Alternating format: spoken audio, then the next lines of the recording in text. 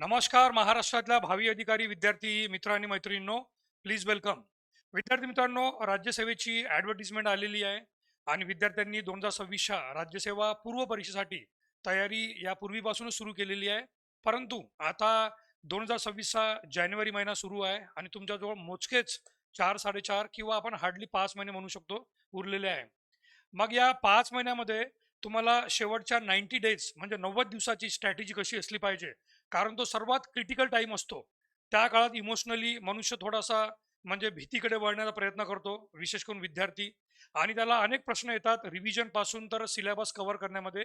तर याच सगळ्या गोष्टीवर चर्चा करण्यासाठी आज आपण हा छोटेखानी व्हिडिओ घेऊन आलेलो आहोत, की राज्यसेवा पूर्व परीक्षा 2026ची तयारी करताना शेवटच्या 90 दिवसाची स्ट्रॅटेजी काय असली पाहिजे. What should be the last 90 days strategy in order to get yourself in a position to appear for the Rajyaseva mains 2026. तर विद्यार्थी मित्रांनो, इथे जी 90 दिवसाची होती, इथे जी आपण 90 दिवसाची स्ट्रॅटेजी बघणार आहोत. या 90 दिवसाच्या स्ट्रॅटेजीला स्पष्टपणे आपण 40:30:20 अशा प्रकारे डिवाइड करणार आहोत. म्हणजे 40 ओके, 40, 30 आणि 20 बरोबर 90 ओके, 90 दिवस. पहिल्या 40 दिवसामध्ये काय करायचं, मग 30 दिवसामध्ये काय करायचं समोरच्या, आणि शेवटच्या 20 दिवसामध्ये काय करायचं. साधारणतः तुमचा 90 दिवसाचा जो टाइम आहे तो तुम्हाला मार्च, एप्रिल आणि मे हा राहील. कारण तुमची परीक्षा 31 मे अशी निर्धारित करण्यात आलेली आहे सध्या तरी. जर पोस्टपोन वगैरे झाली नाही तर 31 मे. 31 मे जरी आपण तारीख पकडली तर तुम्हाला पूर्ण मार्च, पूर्ण एप्रिल आणि पूर्ण मे हा कालावधी भेटतोय. तर या 90 दिवसामध्ये पहिल्या 40 दिवसामध्ये काय करायचं मार्च पासून, आणि मग शेवटी मिड एप्रिल पासून 30 दिवस आणि शेवटचे 20 दिवस मे मध्ये काय करायचं. सो 90 डेज एमपीएससी राज्यसेवा स्ट्रॅटेजी आहे. ती फोकस करताना तुम्हाला कोणकोणत्या गोष्टीवर सर्वात जास्त फोकस करायचा आहे. सर्वात पहिले इंटेन्स रिव्हिजन मी विद्यार्थ्यांना नेहमी सांगतो. आणि आपल्या महाराष्ट्रामध्ये विद्यार्थ्यांची सर्वात मोठी जर चूक होत असेल ती म्हणजे रीडिंग रूममध्ये जाऊन 12-12 तास रीड करणं. 12-12 तास रीड करणं जी की चांगली गोष्ट आहे, परंतु 12-12 तास रीड केल्यानंतर त्याला रिव्हिजन केलं काय. अनेक विद्यार्थ्यांचं उत्तर असते नाही. अनेक अनेक म्हणजे हिस्ट्री आहे, म्हणजे इतिहासासारखा विषय आहे, मोठा आहे. पॉलिटी आहे, तो सुद्धा विषय नका मोठा आहे. इकॉनॉमीमध्ये आकडेवारी, बजेट वगैरे येतं त्याच काळात. या सगळ्यावर रिव्हिजन झालेली असते का, तर नाही. फक्त हे शेवटपर्यंत काही ना काही नवीन वाचत राहतात, शेवटपर्यंत, शेवटच्या दिवसापर्यंत. यांना वाटतं की मी जेवढं जास्त वाचत जाईल तेवढं नका मला एक्झाममध्ये फायदा होईल. परंतु राज्यसेवा किंवा स्पर्धा परीक्षेची एक वैशिष्ट्य आहे की तुम्ही 40% जरी अभ्यास केला, 40%, 100% तर अभ्यास कोणाचाच होत नाही. आजपर्यंत कोणाचा झाला नाही 100% अभ्यास. जो टॉप करतो त्याचाही 100% अभ्यास होत नसतो. 100% अभ्यास कोणाचाच होत नाही, पण कमीत कमी ज्याने 40 किंवा 50% अभ्यास केला आहे, त्या 40-50% त्याने मेहनतीने, इमानदारीने रिव्हिजन केली, ऑब्विसली त्याला एक्झाममध्ये 100% सक्सेस मिळतं म्हणजे मिळतं. तर या 90 दिवसामध्ये पहिला भाग आहे की रिव्हिजनला जास्तीत जास्त वेळ द्या. मॉक टेस्ट ओके, जसं मी नेहमी म्हणतो विद्यार्थ्यांना की मॉक टेस्टला सुद्धा आपले महाराष्ट्रातले विद्यार्थी ग्रँटेड घेतात, ग्रँटेड. काही विद्यार्थी रीडिंग रूममध्ये जे 12-12, 14-14 तास पुस्तकाला निळं, पिवळं, हिरवं रंगून रांगोळी करतात, रांगोळी. हे रांगोळी कॅटेगरीवाले स्टुडंट यांना जर म्हटलं की तू एमसीक्यू सॉल्व्ह केले का, प्रिव्हियस इयर क्वेश्चन सॉल्व्ह केले का, कोणती ऑनलाईन किंवा ऑफलाईन टेस्ट सिरीज लावून फुल लेंथ टेस्ट सॉल्व्ह केल्या का, नाही. आपण डायरेक्ट एक्झाममध्ये जाऊन त्या दिवशी मध्ये धमाका करू म्हणते. इलाका तेरा धमाका मेरा, असं नका ते राऊडी राठोडचा डायलॉग मारून. पण यांना एवढी सुद्धा अक्कल नसते की विराट कोहली सारखा प्लेअर ज्याने एवढ्या सेंचुरीज केलेल्या आहे की नाही, त्यानंतर सचिन तेंडुलकर जो नाही का one of the greatest batsman झालेला आहे, हे लोक सुद्धा कोणत्याही मॅचच्या पहिले 7-7, 8-8 दिवस प्रॅक्टिस करतात, वर्षभर प्रॅक्टिस करतात. तेव्हा कुठे जाऊन मुख्य मॅचमध्ये, मेन मॅचमध्ये यांची बॅट तळपते. तर जेव्हा एवढ्या महान महान लोकांनी प्रॅक्टिस करून, आहे की नाही, ऋतिक रोशन सारखा डान्सर आहे, तो बी कोणत्याही शो मध्ये डायरेक्ट जाऊन डान्स करत नाही. त्याची पण 15-15 दिवस पहिले डान्स प्रॅक्टिस असते. मग ते डान्स असो, क्रिकेट असो, फुटबॉल असो, आहे की नाही, किंवा आर्मीतले आपले जे आर्मीचे लोक आहे, हे सुद्धा नका डायरेक्ट युद्धामध्ये उतरत नाही. दररोज कोणत्या ना कोणत्या प्रकारची फायरिंग प्रॅक्टिस होते. हे सगळे लोक जेव्हा प्रॅक्टिस करतात तेव्हा जाऊन आपल्या फील्डमध्ये एक्सपर्ट बनतात. तर तुम्हाला एक्सपर्ट बनायचं आहे तर मॉक टेस्ट सर्वात महत्वाचा आहे. मॉक टेस्ट ओके, सर्वात महत्वाचा आहे. आणि त्यानंतर फोकस स्टडी, जी म्हणजे लिमिटेड परंतु फोकस स्टडी. तर या 90 दिवसाच्या 90 दिवसाच्या याच्यामध्ये गहन पुनरावृत्ती, मॉक टेस्ट आणि केंद्रित अभ्यासाला आपण 40:30:20 मध्ये आपण डिवाइड करून टाकूया. मग सर्वप्रथम 40 पहिले जे 40 दिवस आहे त्या पहिल्या 40 दिवसामध्ये तुमचा फोकस काय असला पाहिजे. चालू घडामोडीच्या एकात्मिकतेसह, आता बघा जेवढ्याही परीक्षा झाल्या या वर्षी आतापर्यंत, म्हणजे मागच्या वर्षीपासून आतापर्यंत, त्यामध्ये आयोगाने एक ट्रेंड ठेवलेला आहे. चालू घडामोडीची लेवल थोडीशी वाढवलेली आहे आणि विद्यार्थी कमेंटमध्ये तेच सांगतात की चालू घडामोडीने गेम केला, चालू घडामोडी थोडं लेंदी होतं, चालू घडामोडी थोडं आवाकाच्या बाहेर होतं. मग त्या आयोगाच्या क्वेश्चन पेपरला बघून की नेमकं चालू घडामोडी या चालू घडामोडी आहे किंवा त्यामध्ये जी सुद्धा आहे, म्हणजे वेल एस्टॅब्लिश फॅक्ट आहे, सामान्य ज्ञान, किंवा यामध्ये आंतरराष्ट्रीय किंवा राष्ट्रीय चालू घडामोडीपैकी कशावर जास्त भर देण्यात आलेला आहे. अशा सगळ्या गोष्टीचं ॲनालिसिस करून त्या चालू घडामोडीला महत्त्व द्या आणि या चालू घडामोडीच्या एकात्मिकतेसह स्थिर विषय, ज्यांना आपण ट्रॅडिशनल पारंपरिक विषय पण म्हणतो, पारंपरिक विषय जे आपण 4थ्या-5व्या वर्गापासून तर साधारणतः 10व्या वर्गापर्यंत सगळ्यांना कॉमन होते, तसे विषय म्हणजे इतिहास, त्यानंतर राजकारण म्हणजे पॉलिटी, भूगोल, अर्थशास्त्र, इकॉनॉमी आणि विज्ञान तंत्रज्ञान, सायन्स अँड टेक्नॉलॉजी यांच्या नाही का रिव्हिजन, यांची रिव्हिजन पहिल्या 40 दिवसामध्ये झाली पाहिजे. म्हणजे आपण आता मार्च एप्रिल मे पासून म्हणतोय. तुम्ही ऑब्व्हियसली मागच्या मागच्या वर्षीपासून तयारी करत असाल अशी अपेक्षा आहे. असा तर एकही विद्यार्थी नसेल की त्याने आता फॉर्म भरला, राज्यसेवेची ऍड आली म्हणून फॉर्म भरला आणि आता तो नवीन तयारी सुरू करताय. अशा विद्यार्थ्यांनी तर दूरदूरपर्यंत परीक्षेला जायचं पण स्वप्न बघू नये, की फॉर्म भरून नंतर अभ्यास सुरू करतोय 4-5 महिन्यासाठी. 4-5 महिन्याच्या अभ्यासावर ही परीक्षा निघत नसते. आणि एखाद्याने म्हटलंही असेल की मी 3 आणि 4 महिन्याच्या अभ्यासावर एक्झाम केलेली आहे, एक तर तो या ग्रहाचा व्यक्ती नाही किंवा तो अव्वल नंबरचा फेकूचंद आहे, असं आपण त्याला मानून चालूया. परंतु अभ्यास हा म्हणजे 8-9 महिन्याचा, 1 वर्षाचा, कमीत कमी 8-9 महिने आणि 1-1 वर्षापूर्वीचा असतो. ॲड आज आलेली, ओके, ॲड समजा आज आलेली आहे, पण यापूर्वीपासूनच तुम्ही अभ्यास सुरू केलेला असतो की कधी ना कधी ॲड येईल आणि ती ॲड आल्यानंतर आपला अभ्यास अजून जोराने लागेल. तर मार्च एप्रिल मे महिन्यामध्ये जे 1 मार्च पासून तुम्ही सुरू करणार, 1 मार्च पासून जे पहिले 40 दिवस आहे म्हणजे पूर्ण मार्च महिना आणि एप्रिलचे सुरुवातीचे काही 10 दिवस, यामध्ये पारंपरिक विषयावरच फोकस करा, रिव्हिजनवर. आणि ती रिव्हिजन म्हणजे मागच्या 7-8 महिन्यामध्ये तुम्ही जेवढा सिलेबस पूर्ण केलेला आहे, जेवढा इतिहास, जेवढं पॉलिटी, भूगोल, अर्थशास्त्र, हे जेवढं तुम्ही पूर्ण केलेलं आहे, आता एकही नवीन शब्द न वाचता जे पूर्ण केलेलं आहे त्यालाच वारंवार वारंवार वारंवार रिव्हिजन द्या. नवीन काही वाचू नका या 40 दिवसामध्ये. नवीन वाचणं म्हणजे सरळ सरळ या जुन्या गोष्टींसोबत नका धोकाधडी करणं आहे. कारण जेव्हा तुम्ही आपल्या जुन्या मित्रांना सोडून नवीन नवीन मित्र करता, ते नवीन नवीन मित्र 4 दिवस चांगले वाटतात, पण जेव्हा गरज पडते तेव्हा तुम्ही तुमचे जुनेच मित्र तुम्हाला आठवतात. त्यामुळे जुन्या मित्रांची साथ जशी सोडता येत नाही, तसंच नाही का जुने जे म्हणजे आपण जो अभ्यास केलेला आहे मागच्या साधारणतः 2025 पासून तुमचा जो अभ्यास सुरू आहे, तर त्या 2025च्याच अभ्यासाला पहिल्या 40 दिवसामध्ये एकदम तडकाफडकी आणि जबरदस्त रिव्हिजन द्या, डीप रिव्हिजन द्या. इतिहासाला, पॉलिटीला, भूगोल, अर्थशास्त्र, विज्ञान यांना पहिले 40 दिवस डेडिकेट करा. नंतर येतात समोरचे 30 दिवस. या 30 दिवसांना मॉक टेस्ट घेणं चालू करा. मॉक टेस्ट या 30 दिवसामध्ये मॉक टेस्ट आणि विश्लेषण. मॉक टेस्टनी काय होईल विद्यार्थी मित्रांनो, तुम्हाला तुमची स्ट्रेंथ आणि विकनेस माहीत पडेल. म्हणजे सरळ सरळ तुम्हाला लक्षात येऊन जाईल की एवढा प्रचंड आपण अभ्यास केला, रीडिंग रूम मध्ये आपण 10-10, 12-12 तास रीडिंग केलं, आता आपल्याला बरोबर आठवतं का, आपल्याला फॅक्ट्स आठवतात का, प्रश्न वाचताना आपली घाई गडबड होते का, आपल्याला प्रश्नाचा कीवर्ड किंवा थीम लक्षात आलं का, किंवा जे लांबलचक प्रश्न आहे ज्यामध्ये योग्य विधाने निवडा, एबीडी, बीसीडी, एबीडी, एबीसीडी या प्रकारच्या प्रश्नामध्ये आपल्याला इलिमिनेशन मेथड वगैरे वापरता येतं का, या सगळ्यांची तुमची शहानिशा कुठे होईल, मॉक टेस्टमध्ये. जेव्हा तुम्ही फुल लेंथ मॉक टेस्ट घेणार आणि त्या फुल लेंथ मॉक टेस्टमध्ये 2 तास बसणार आणि बरोबर नका तुम्ही नका 11 ते 1 किंवा 10 ते 12 हा जो तुमचा एक्झामचा टाइम आहे, तर त्या टाइममध्ये नका तुम्ही नका त्याच टाइमला टेस्ट घ्यायच्या.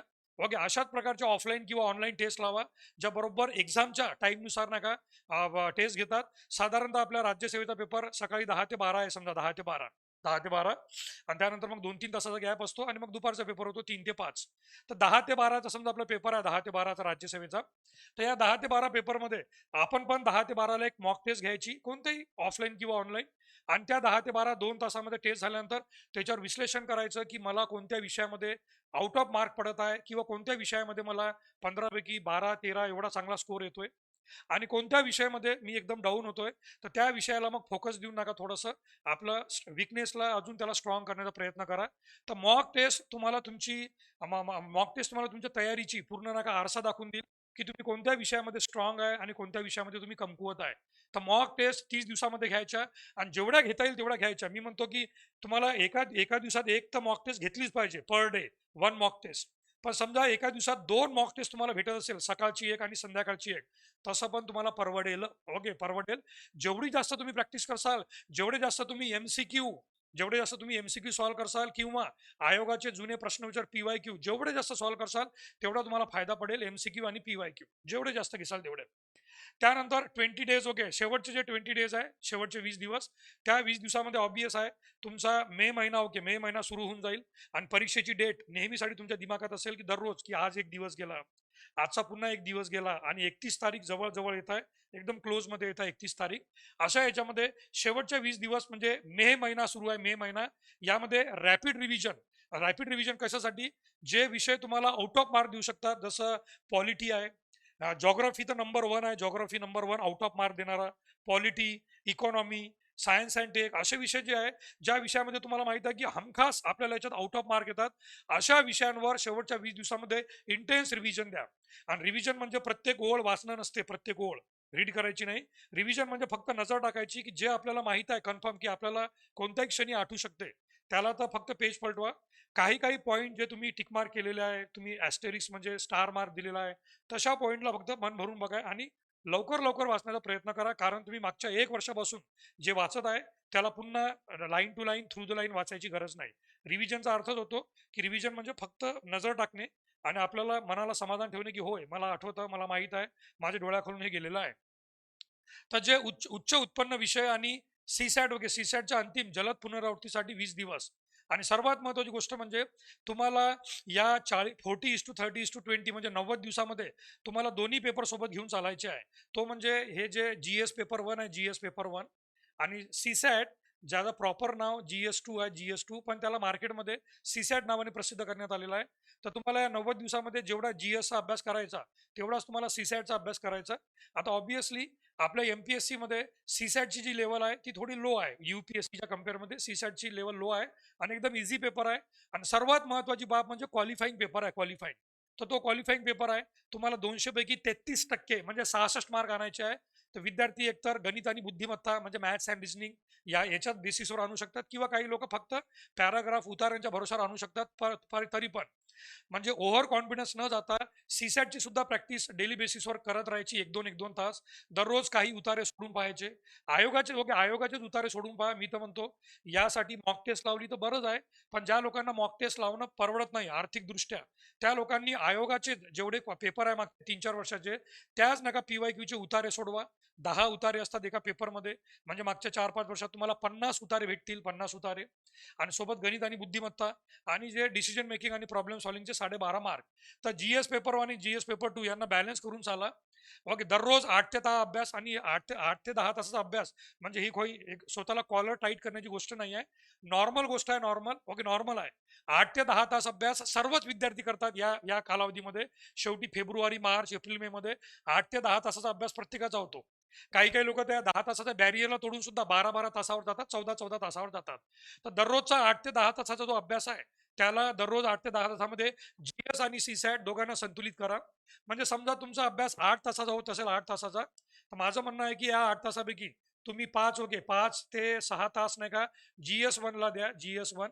आणि नका साधारणतः 2 तास नका तुम्ही GS2 ला द्या, 2 तास.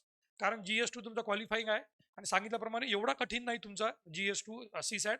आपल्या कमीत कमी नका याला तरी ओके, म्हणजे आयोगाचा आपल्या MPSCच्या आयोगात तरी एवढा कठीण नाही आहे. आणि त्यानंतर ओके, तुम्हाला नाही का पहिल्या 40 दिवसामध्ये GS पेपर 2 आणि GS पेपर 1 आणि GS पेपर 2 यांना डिवाइड करून टाका. History, polity, geography and environment, economic and science tech, असं याच्यामध्ये पेपर 1 आणि पेपर 2 डिवाइड करा दोघांना. आणि दररोज ओके, दररोज नाही का असा भेदभाव करायचा नाही. दररोज आपण 8 ते 10 तास अभ्यास करतोय ना, तर 5-6 तास ओके, 5-6 तास नाही का GS पेपर 1 म्हणजे हिस्ट्री, जॉग्राफी या सगळ्यांना, आणि 2-1 तास सीसॅटचा रात्री.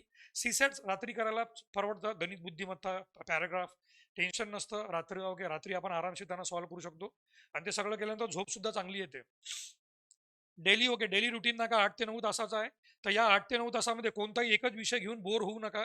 किंवा काही काही लोकांचं पॉलिटीच्या प्रती फारच जास्त प्रेम असतं, काही लोक इतिहासामध्ये म्हणजे एकदम अखंड बुडून जातात.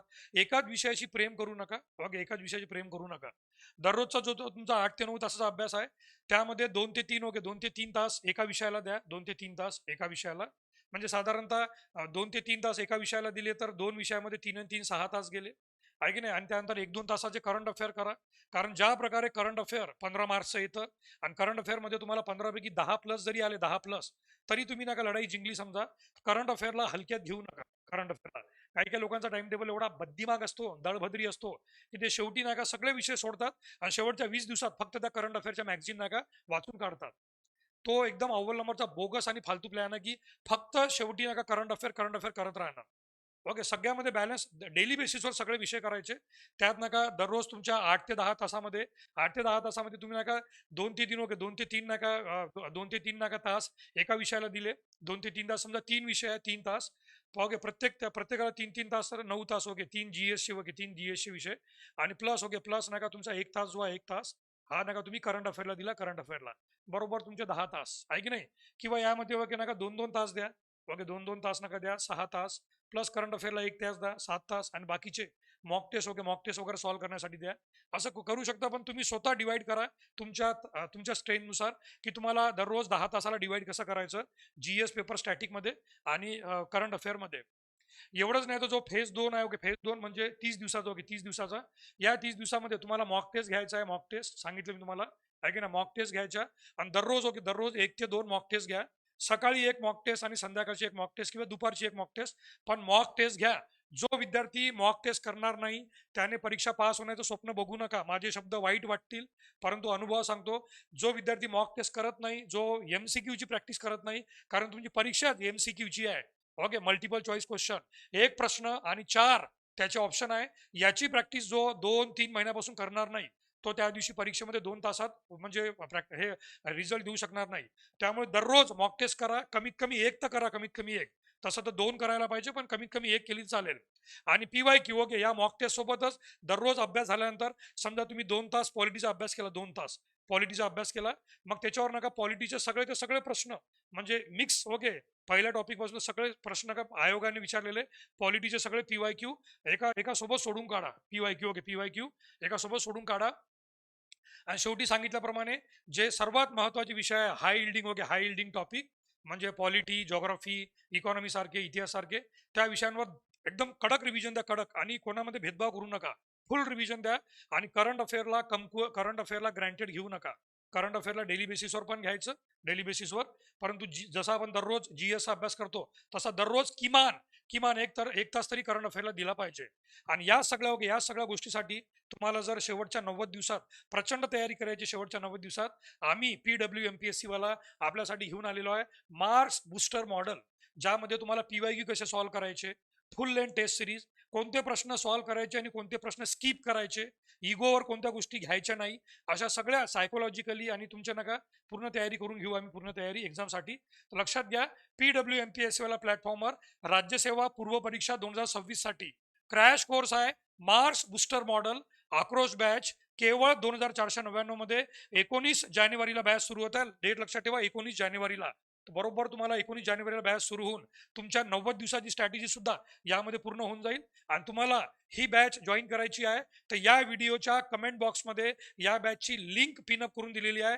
त्या लिंकवर क्लिक करा आणि नका मग सबसिक्वेंट प्रोसेस करून नका ही बॅच जॉईन करा. तर धन्यवाद विद्यार्थी मित्रांनो. या 90 दिवसाची स्ट्रॅटेजी याबद्दल तुम्हाला काय वाटलं, कसं वाटलं यावर नक्की आपले मत कळवा. तोपर्यंत जय हिंद, जय महाराष्ट्र, जय संविधान. धन्यवाद.